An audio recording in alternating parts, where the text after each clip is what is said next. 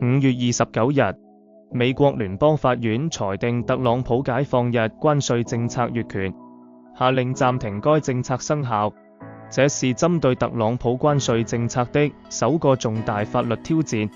市場對國際貿易戰的擔憂情緒顯著減溫。美國股指期貨上升，現貨黃金延續隔夜跌勢。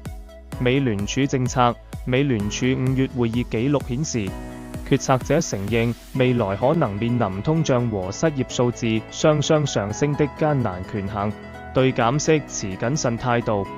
聯邦基金利率期貨顯示，美聯儲6月減息概率僅 2.2%， 7月減息概率 24%， 9月減息概率約 60%， 這令黃金有所估計。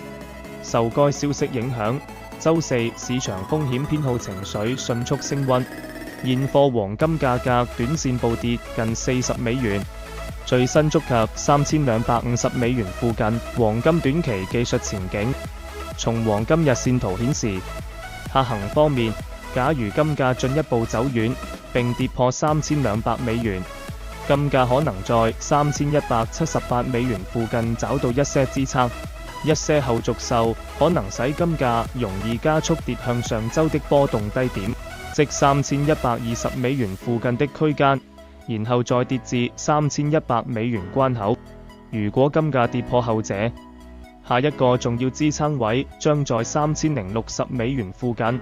而上行方面，是等待買盤並突破$3300到$3350的阻力區間，然後再確認金價已經觸底，並為進一步上升做準備。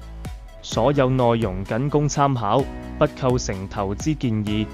如據此買賣，盈虧自負。